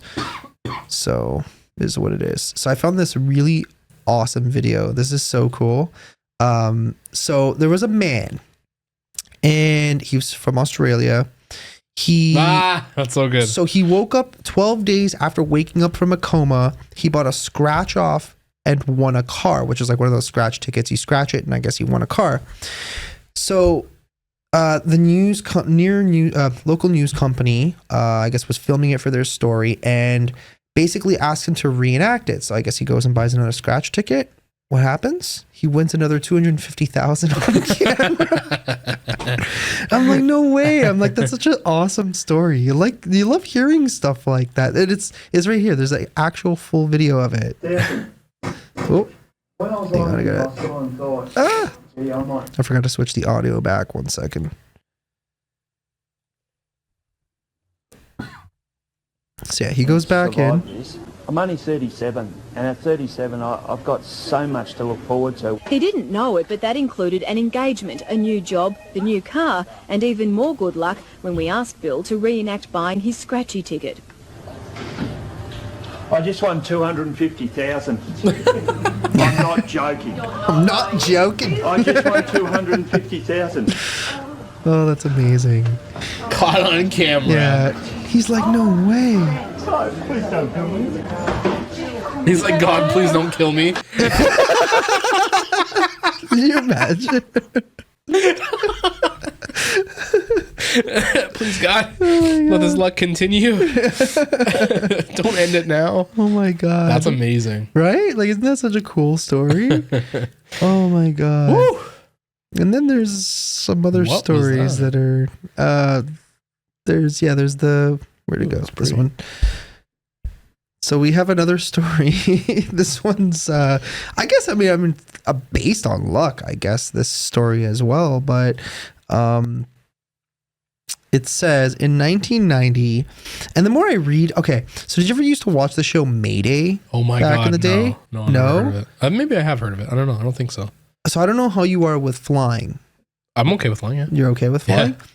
Not anymore. I swear as I get older, it's just like I hate it. Oh yeah. I absolutely hate it. So like coming back, we were on like it was an Airbus A320 and I'm like, yeah, these planes they're very reliable. I don't think there's ever been any accidents. So before taking off, I'm on the plane. I decided to Google search A320 accidents over the years. Don't do that. There's like hundreds. Cardinal rule before flying: don't look up the crash rate of the plane you're on. I'm like, oh no. So, and it was a pretty brutal flight coming back. So it was another budget airline. It was Jetlines Canada, which I've never heard of up until now, coming back from Vegas. But it was the only direct flight. It was, I think, $139 was the flight to come back. That's awesome. Yeah. How long was that flight? 4 hours, 5 minutes, something like that. Cool. But coming back, there was a lot of turbulence, and I swear at some point it was like, like the whole plane's just going all over the place. I'm like, we're gonna die. We're gonna die. We're gonna die. Like that's nerve-wracking. My palms are sweaty and knees weak. Arms are my heavy, knees weak. Were like, thinking about mom's spaghetti and yeah, it was a pretty wild ride coming back. But we made it. We made it. We didn't become the 2023 statistic for the A320 on Wikipedia, so that's good. But there's another story here of this statistic. So in 1990, the windshield of British Airways flight 5390 came off at an altitude of 17,000 feet. Have you ever thought about like what it would be like if, so for example, you know those exit doors? Yeah. There have been stories of people opening them before. I think I've heard something like that, yeah. Have you ever thought of like been on a plane and just thought like, yo, what if there's like some lunatic on this plane and this guy decides he's going to just open the exit thing and he's just gonna do whatever, right? We're all inside the cabin here. There's all this suction and people are getting sucked out and then you're thinking about the movie Final Destination and all the seats like blowing up or whatever, and I'm just like, oh my God, why does my mind go to these dark places? Yeah, that's a good point. I've never thought of that. Oh man. But yeah, anyway, so in 1990, the windshield of British Airways flight 5390 came off at an altitude of 17,000 feet. This triggered a sudden decompression in the cockpit, resulting in the captain being partially ejected out of the aircraft. As luck would have it, Nigel Ogden, or Odin, a flight attendant, was on his way into the cockpit. At that moment, he managed to grab a hold of the captain and maintain his grip for over 20 minutes while the cockpit attempted an urgent landing. Although majority of the crew presumed that the pilot had already lost his life, Odin did not let go. There was a prevailing fear that if Odin did release his hold, the pilot's body might strike the plane's engine, wing, or stabilizer, causing even more chaos. This is not a real photo. This is just a reenactment from the show Mayday. Oh man, that show scares the bejeebers out of me. So he was slipping more and more out of the window. His head was continuously being battered against the airplane's body. Finally, after a distressing 20-minute flight without a gaping window, the aircraft was safely brought down at Southampton Airport. In the course of events, Odin suffered from frostbite on his face, damage to one of his eyes, and a dislocated shoulder. In a miraculous turn of events, the pilot survived the ordeal, although he had frostbite and multiple fractures on his arms and hands. This image is a recreation from the... yeah, exactly. So, yeah. Also not an actual photo. Oh, God. Yeah, he was Tim Lancaster, a pilot who was sucked out of a plane That's window. a good point. Like, he didn't, like, smash his head on the thing a bunch? Well, I guess he did, but somehow he managed to survive. So I don't know if it was like, were they on takeoff or something? Like, I don't understand. Because it says an altitude of 17,000. About halfway. Yeah, so you're not even at like full... Well, I guess it depends on the flight, right? Yeah. So if it's just from one city to another, you probably wouldn't go that high anyway. Yeah, that's crazy. I guess just have faith in your pilots. And your windshields. Yeah, exactly. I better hope you have a Sully on board. Yeah. Yeah. Did you ever see that movie? Yeah, it was good. That was a good movie. Yeah. You know what? Which one I keep getting mixed up with? That one is the one with Denzel. Yeah, which is Flight, I think it's called. Maybe that's what I believe it's called Flight, where he's like an alcoholic or whatever, and they accused him of being drunk, or something along those lines. Yeah. Whereas Sully, for those of you that don't know, is based on a real story, where Sully essentially emergency landed a plane in the Hudson River in New York City, which is wild because it's Imagine never been that. done before. I don't believe there's ever been an aircraft that survived a water landing. I think that was the only one in history. And he was being essentially told that he made a mistake and that he was supposed to turn around and go to, I think, LaGuardia and make the emergency landing there.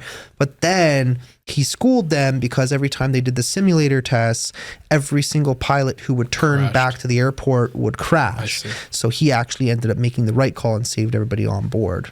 There's a story. There's a story about it, a movie about it. It's amazing. So, yeah, I think that was like in the mid 2000s or something like that happened. Maybe, yeah, I remember hearing about it. Man, that was a crazy story. We got a few more here. What else do we got? This one just looked cool. I don't really know much about the story of it, but if you're willing to go on a crazy adventure, there's a place known as the Eyes of God. These holes are located in the middle chamber of the 262 meter long cave, illuminating the interior and providing a uniquely framed view of the firmament above. Remarkably in size, similar in shape, and eye-ish in appearance, these holes are the result of natural erosive forces. The possibility of human embellishment has not been ruled out. These slow and steady forces still at work, as is often demonstrated by the water running down the cave walls of the crying eyes above. That looks so cool. Yeah, so pretty. Right? I think it's Bulgaria. So, yeah, Bulgaria. And then there was this other one here. Nope, no thanks. What, the snake? Yeah. Well, it doesn't really have much to do with the snake, but apparently in 2014, Kenny Veach, Snake Bit McGee on YouTube claimed he had found a strange cave where I'm going to look into this. Oh, so there's like a YouTube channel on this that he found a strange cave while hiking in the Mojave Desert. In one of these videos, he said the entrance to the cave was shaped like a perfect capital M. As always, he entered the cave. So he said, when he began to enter this particular cave, my whole body began to vibrate. The closer I got to the cave entrance, the worse the vibrating became. Suddenly, I became very scared and hightailed it out of there. A month later, he went looking for the cave again. He has not been seen nor heard from since. Oh? Yeah. And that's like stuff that I usually do too. All his videos stopped after that. Yeah. Uh-oh. I wonder where this like cave was, because I kind of want to go now. I don't know if this is a good idea or not, but it seems like it's not a good idea considering that was his last video. Save the thing down in the document. I want to take a look at that afterwards. That's wild. So, and there's also this story. Did you ever hear about these guys before? The Heaven's Gate cult. I've always been like fascinated by cults. So members of the Heaven's Gate cult believe they were destined for another world where they would transcend the next level in human evolution. 39 of them killed themselves en masse inside the California home on March 26th, 1997. 97. Yeah. A time ago. I think this was their main guy. I don't remember what his name was, but yeah, these guys were crazy. Was it? Up there, the name? Marshall Herf. Applewhite. I guess. Yeah, they're always crazy, man. I think the craziest was the one in Guyana. Georgetown? Yeah. What's it called? Jonestown. Yeah. I don't remember what the actual cult was called themselves. It was the leader was Jim Jones. The People's Temple Agricultural Project with that's the one with the Kool-Aid. Right. Yeah. They had which I don't think they just used Kool-Aid. I think they used something else mostly. But it was like, don't drink the Kool-Aid. That's kind of where like the phrase comes from, right? Because they legit did. It's crazy though, because there's actual like recordings. Because there's an audio recording of the entire thing. I remember hearing that. Yeah, I probably told you about it years ago. But if you like, I believe it's on YouTube still. So if you were to look it up, Jim Jones audio record, like we're not going to listen to it because it's pretty gruesome. But I do remember there was like certain parts where like people were freaking out because they figured out what was happening, because basically what he was doing was this big speech, and he had all the members of this cult there that the whole plan was that they were going to mix all this Kool-Aid with, I believe, cyanide or whatever, and they were all going to drink it, and that was the plan. And people were freaking out because they're like, no, the children, whatever. So people were like crying and screaming kind of off in the background, and you can hear him like in his speech like, no, now, don't worry now, blah, blah, blah. And he's like trying to like reassure everybody like, no, you have to, everybody's got to die. So it's kind of crazy. Just the fact that it's like all recorded, documented. I know there's like some conspiracy theories about it, that he was like set up from the FBI or something along those lines. I don't really remember the conspiracy theory anymore, but yeah, some weird ass stuff. God. Yep. But these cults are crazy. What were these? Oh yeah. So everybody's favorite judge. And it's not Judy. No, it's definitely not Judy. Beloved Judge Frank Caprio is diagnosed with cancer and is asking for your prayers. This guy's he's such a sweet person. Yeah. Like everybody loves him. He's so nice. Each of you in your own way. Yeah. To please pray for me.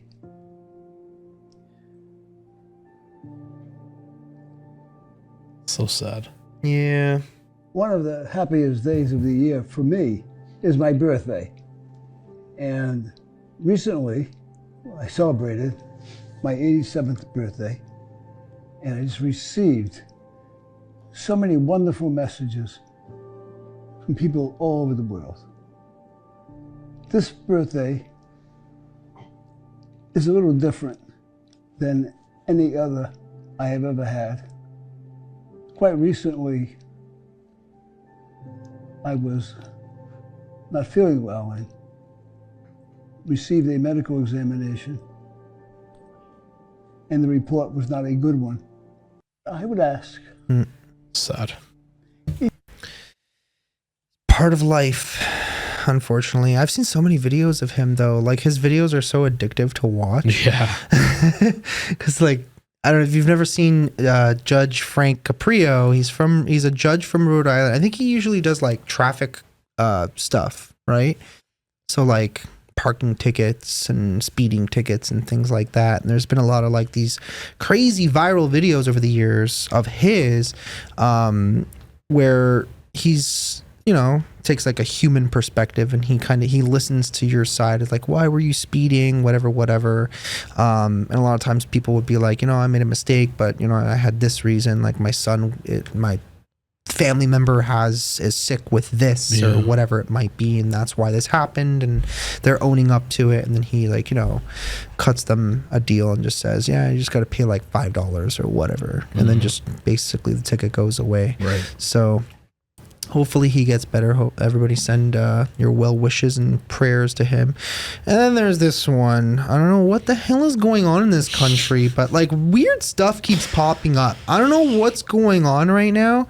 And keep in mind, there's no particular order the way things are here on this show. Sometimes they just kind of are bookmarked in like a weird random order. But yeah, apparently the Canadian military is providing tampons for male soldiers. What? I'm sure there's more context as to why. It says here, Real Toronto News, in a move to align with the Liberal government commitment to inclusivity, Canadian military bases are required to provide menstrual products, including tampons and pads, in men's washrooms by December 15. The directive issued by Employment and Social Development Canada extends to all federally regulated workplaces and military installations. True North has independently verified the implementation of this policy in at least one Canadian Armed Forces military base, where menstruation kits are now available in men's washroom. And I get it. I guess it's because somebody transitions into a man. Yeah. That they would need them, but it's still kind of like, what is this? Like, what's going on? Yeah. Man, I keep hearing so many stories about the Canadian military, and it's just not good. Did you know that if you claim that you are with the same-sex partner, you receive, I do not know, this is unconfirmed information. I'm just saying what I've heard through people who are connected to the Canadian Armed Forces and the military here. But they said that if you are claiming that you are in partnership with somebody of the same sex, you receive more benefits and a higher salary. I don't know if both parts are true or just one part are true or if any of it's really true, but that's just what I've heard. I got to do some more research and see if it's actually legitimate, but that's a bit ridiculous to me, right? I don't know. Like, why would you get more benefits, a higher salary just because you're gay? Like, that doesn't make any sense to me. So it's what it is, I suppose. Just 8 years ago is when the federal court lifted the country's ban on homosexuals in the military. So I guess they're making their... or is that, 2015? Sorry, maybe that was 92, actually. Makes more sense than 2015, actually. Reparations for that? A lot of, I guess? This is a lot of pandering. Yeah, I think, right? yeah, it's exactly what it is. It's like, making it's all for show, right? Like, it doesn't actually accomplish anything. Right. If anything, it just makes things worse because you're now overspending. If you know how to do accounts for any type of business, overspending on things you can't afford are not generally a good thing. Yeah. So we should probably put that to an end. What is this? Are tampons? Are they like a human right in women's bathrooms? Are they like necessary in women's bathrooms? Do they have to be in women's bathrooms? I don't think they're I don't think they're mandatory. Like, this is what I'm saying. Like, or necessary. Why is this even a thing? But like, first of all, from what I know about, we'd probably have to ask another woman. Yeah. But I would assume that you probably wouldn't want to buy a medical product like that out of a random dispenser in a washroom or a bathroom anyways. Right? You'd probably want to go to the store and buy your own, but I guess that also depends on affordability of that person if they could afford to do so, right? But I think majority of women probably would want to do, make their own decision as to the product and the quality of it. And, it's good for it to be there in a moment where you're like, shit, I don't have my tampon today, right? And I need it right now. Okay, let me buy this piece of shit from the washroom that's here. But like, I guess so. I guess the same thing would apply to men back in the day. In certain areas, they used to have condoms. I remember in the airport, you could literally buy condoms from the dispenser. Okay, right. So not that any guy would particularly want them, but like you said, it's like I need that condom right now, so I'm gonna go and buy it from the dispenser, even though it's really shitty, and maybe somebody poked a hole in it or something. I don't know. I don't know what happened to that condom, right? But I know that was a situation way back when. Now, I haven't seen condoms in dispensers in public places like that in a very long time. Okay, so you've been in the U.S. obviously a lot more than I have. Have you seen, I don't even remember the last time I saw any kind of dispenser in a men's washroom in many, many years. Here. Have you? No. I don't think so. For anything in general, for anything, right? Yeah, but apparently now you're going to start seeing some more, right? But it won't be condoms. It's going to be tampons in case you need one, right? I think, but that's just some military washrooms or some shit, right? Yeah, but in all honesty, like, I'm pretty sure even somebody who's like, transitioning into whatever, like, do they actually go and use the men's bathrooms? I'd be curious, like, genuine question. Like, would you feel as a biological female going into a men's washroom or bathroom, even regardless of how you look, would you feel comfortable doing that? Right? I don't know. Now, I do know that most women would not want a biological man going into the women's bathroom for privacy reasons, and also because they might feel threatened by a biological man there. And it's not just because every biological man is just going to come in and hurt you, but there are several scenarios, and I have a lot of examples, and I've said them on this show many times. For example, a thing that happened repeatedly in Maryland, in Loudoun County. If you don't know what I'm talking about, either go back, watch old videos, or look it up yourself, where there was I'm just going to give you the short story, a biological male who was in the process of transitioning or claimed to be transgender.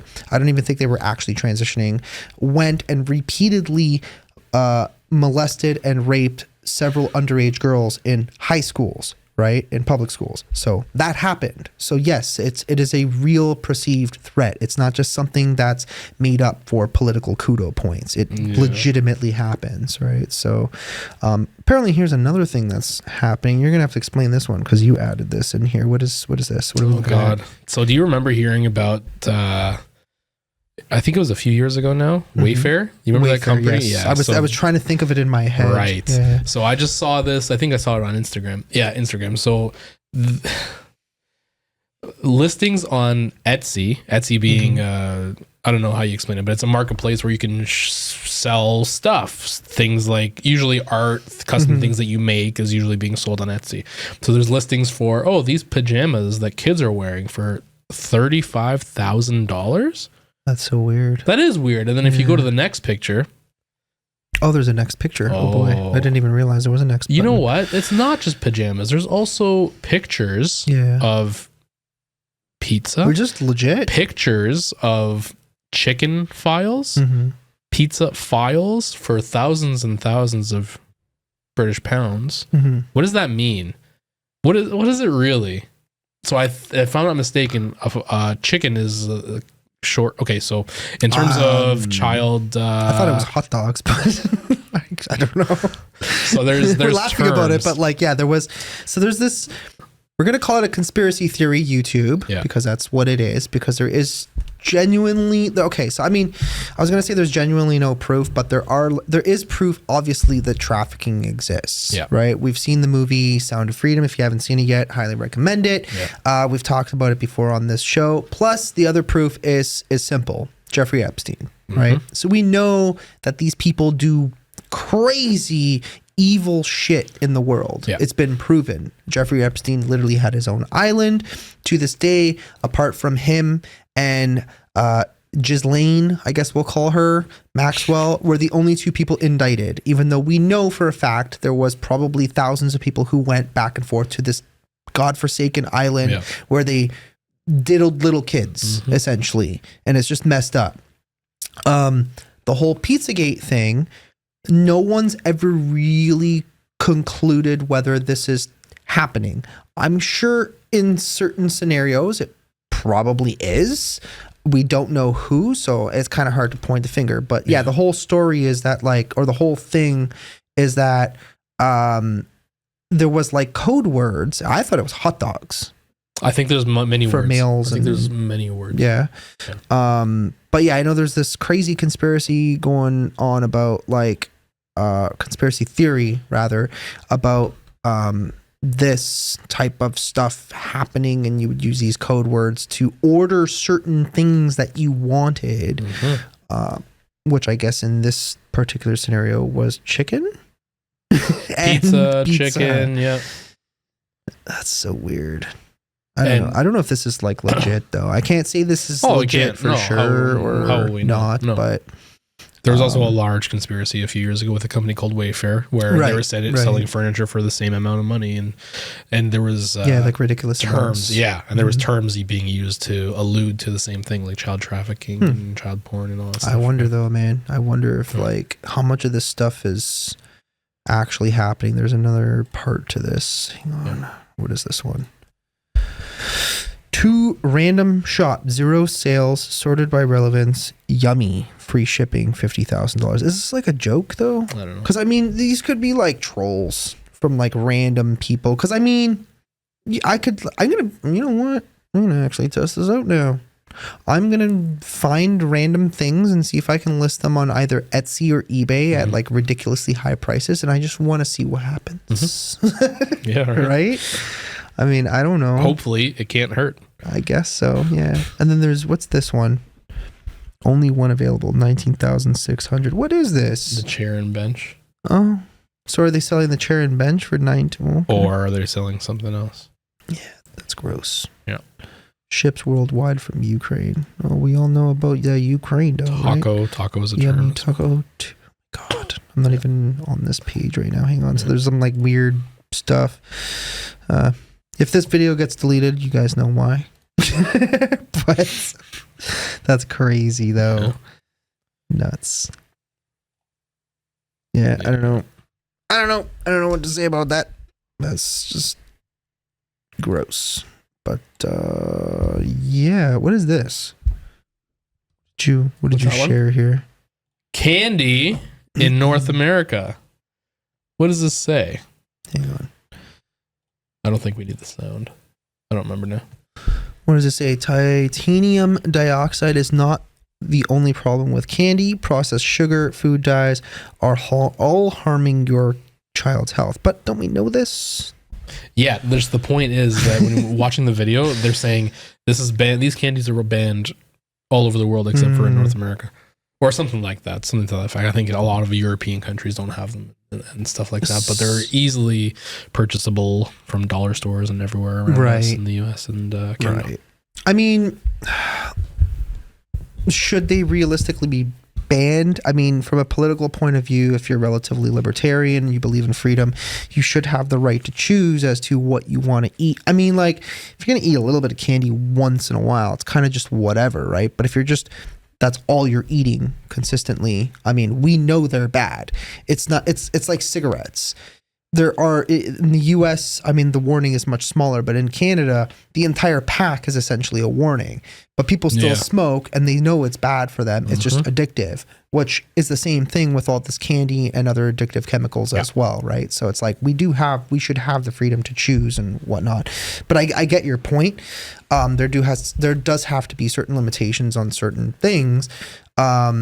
And I guess that would come down to like classifications. So for example, I know in Ireland, they classified Subway's bread as cake because there's so much sugar in it and so many like additives and things like that in there. Would you like some salami with your cake? Sure. Let's see. So on July 4th, second lawsuit was filed, whatever, due to excessive levels of titanium dioxide. I was wondering, are Skittles Canadian? No, I Do you see them in the US? I'm pretty sure they're in the US. Yeah. I'm pretty sure it's like a popular thing in the US, no? It might be, I don't know. Oh, it is. Yeah. Taste the rainbow. That's Skittles, right? There's like certain things now that are kind of like bouncing back and forth between Canada and the US, like ketchup chips, for example. Ooh, ketchup chips were a very Canadian thing in a lot of places. Some people I've heard claim that, we've always had ketchup chips, I guess maybe in like certain areas, but you go to certain places, you never have seen them before, but now it's finally becoming like a thing where they've stolen our idea. They've taken that one thing that Canada has, which is ketchup chips, and now they're importing it to America. Oh man, you gotta love it. But yeah, I'm glad my American friends get to finally try ketchup chips without having to come all the way to Canada to try them. I like them. I like the I think it's Doritos ketchup chips or something. There's I didn't even know Doritos has ketchup it might not chips. be then. It might be, I don't know, there's one specific brand. I'll know it when I see it. Yeah. I thought it was just like Lay's and whatever. This usual Is it companies. Miss Vicky's, maybe? Ooh, I don't Miss know. Vicky's. Miss Vicky, man, she makes a good chip. Very Those are good greasy chips. and unhealthy, but once in a while you gotta have it. Hey. So good, right? It's just like a honey bun. Like honey buns are so bad for you, but you gotta have one once in a while. Is that maybe the same people as Joe Louis? Is that what that is? I have a honey no bun? Is that that thing? idea. It's like it's not the same thing. It's like it's a honey bun, man. I don't know how do you describe it. It's like I know Cinnabons. Like a donut. I know Cinnabons. That's what I'm saying. Oh, speaking of Cinnabons, man, we've gone way off topic. We're pretty much done here anyway. So now we're just going to talk about random foods and stuff. So the food in Vegas is like incredible. So we went to a place called the Bacchanal Buffet. It's Big Bacchanal. okay. The Bacchanal. Is that like a term that my dad always used for a party? Big Bacchanal. Oh, really? Does that like actually mean something in like Guyana? It might be a party. I don't know. Now we gotta call your dad after and ask him. But so the Bacchanal Buffet is this like very well known buffet in Caesar's Palace. 250 different dishes. It's $80 US per person. It's expensive. It was like our last supper, so we're like, we're doing it. So they had like this big seafood section. They had unlimited like crab legs, lobster, stuff like that. Then you had the beef section. They had brisket, which was amazing, prime rib, chicken. They had porchetta, pretty much anything, right? They had little sliders. Then they had the Mexican section. They had like birria tacos. A whole bunch like empanadas that were made with real meat, hopefully. Real animal meat. Yeah, real animal meat. And then we didn't realize, but there was an entire section on the other side. They had all the Italian dishes, pizza, which was really, really good, like truffle pizzas. They had an entire Asian section, like it was Chinese, Vietnamese, Japanese sushi, and then they had dessert. Oh man. So at some point I saw cinnamon rolls and I'm like, yo, I gotta try that. And I was only like halfway through eating the regular food. So at this point we're just eating dessert in between regular food dishes because, you know, we're adults. We can decide when to eat our dessert, which could be between your steak and your veggies, right? Nice. Dude, best cinnamon roll I've ever had in my life. The desserts were incredible. They were making like fresh crepes for people if you requested it.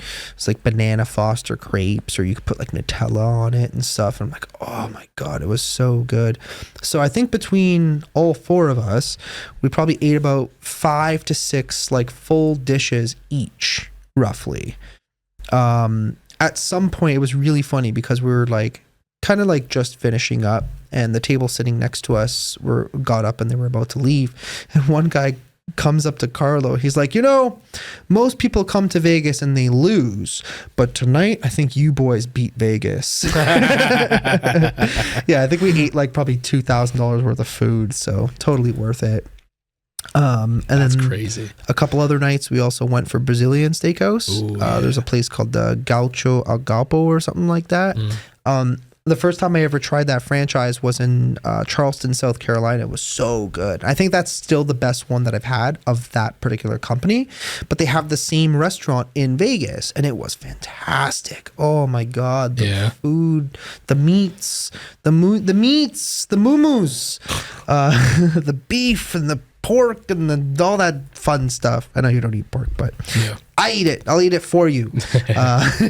But it was so freaking good. And then they have like this fried cheese and they pour like honey on top of it. Oh man, it's so good.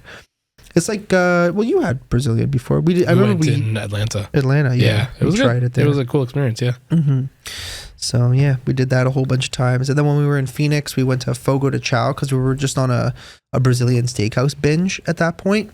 The food wasn't terrible. It wasn't exceptional, just somewhere in between. The service sucked, which I felt like made the whole experience not worth it. And we were all just very disappointed at that point. And then they were like yelling at Aldo to not use Apple Pay. Because he forgot his credit cards back in Florida, so he only had his phone.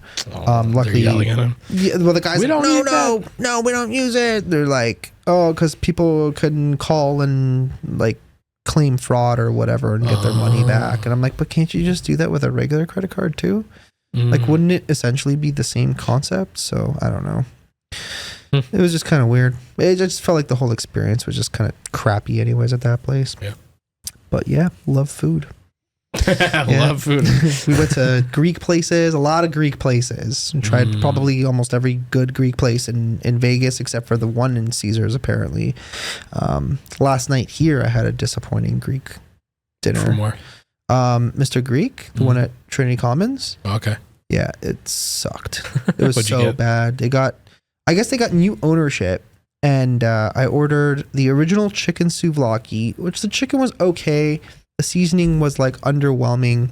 And then I ordered these Mr. Greek potatoes, and I guess they put them in like this orange sauce, which is not a traditional. I've seen that. Right. What is it's that? not like, to me, that's not like a traditional Greek recipe, because Greek recipes are usually like a dry type of like a lemon flavored potato or something like that, right?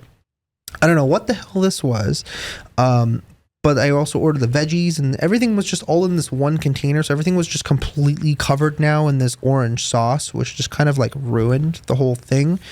The tzatziki was just like, you could tell it was just like a cheap whatever brand. Then there was the Greek salad. It was a small container.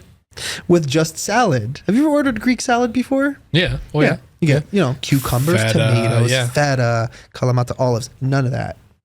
What was in it? Just lettuce? It was just lettuce, a little bit of shredded carrot, a little bit of cabbage, and then they give you the Greek dressing on the side, which is usual, but nothing else was in it. And I'm like, okay, maybe that's just how it comes. Maybe I just didn't read the menu properly. But I went on Mr. Greek's website and was like, no, it's supposed to come with all of those things. I'm like, okay, either they completely messed up or they're just cheap. Yeah. But either way, the food kind of sucked anyway, so. Too bad. Yep. You're gonna have to find a good Greek place. We're gonna go back to Mosaic. It doesn't exist. I know. I know. Yeah. So in Brampton, we used to have this place. It was called Mosaic Greek Food, and it was like the most dramatic place in the world because the guy was constantly yelling at his employees. He would get into fights with family members. There may or may not have been rumors of the dude being addicted to nose candy, upon other problems and issues, but.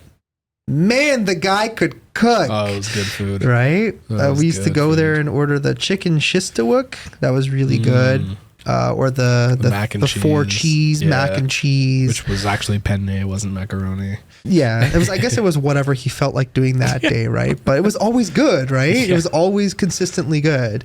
So, I missed that place. But then he ended up selling it off, and then these dudes that were running the place ran it right into the ground very, very quickly. Now there's a burrito place there, and that place sucks. I will never go back to the burrito place. I don't even remember what it's called. But I remember I was there. I was sitting there. I don't remember if I was waiting for my food or I was sitting there waiting or eating or whatever. And I just happened to be looking at the people working behind the line because it's a burrito place. Like you can see everything. So this one guy, he's making somebody's food and he's like doing whatever like this. And then all of a sudden he stops and he goes, and then goes right back to making the food. I'm like, nah, you didn't do that. Don't do that. Never coming back. Never went back. Somehow the place is still open, but I cannot find good food places in Brampton. They've all disappeared. Osmo sucks. Laziz is garbage. Vesuvio's is like okay, but they've they've minimized their menu because I guess he's not as busy anymore. So it's like it's hard to stock all these different ingredients. Antica is really good. And I don't want to just be biased because my friend Anthony's uncle owns the restaurant, but it's legitimately you were telling me about it, how incredible it was. Yeah. So, anyways, I guess that's pretty much it. That was good. Yeah, I think so. Not bad for. We hit record, right? Yeah. Yeah, no, it's been recording. Don't do that to me. It literally says recording. That's pretty much it for today, guys. I know we haven't been filming as many of these as usual, but we're just very busy these days. But yeah, we're gonna start booking a bunch more guests shortly. We'll probably bring back some people that haven't been on in a little while. Let us know down in the comments below who you want, maybe somebody who's been on the show before, if you want to see them come back on, maybe even ask us some things you want us to talk about. I think that could be interesting. Maybe we'll get the fans to run an episode for us with all of their questions. That's a good idea, right? I like that idea. Not a bad idea to try. But yeah, apart from that, don't forget to smash the like button. Go and follow Moshi as well on his own YouTube channel and all of our social medias. And I guess we will see you in the next one. And also don't forget to follow us on, because I think we forgot to mention this, but totally forgot at the beginning. Yeah, I'll let Moshi take this one. So, hey, we're here on YouTube, obviously, as well as Spotify, Apple Podcasts, and Rumble. But also remember to check us out on Instagram. I never say that. I never talk about the Instagram. We're gonna start taking some of these clips and turning them into like shorts and stuff and throwing them up there and on Instagram and everything. And follow us there because you love us. I know you do. I can see the way you're looking at me. Hi. All right, guys. Again, that is pretty much it. If you're new here and you like this type of stuff, subscribe, turn notifications on, and we'll see you in the next one. Love you.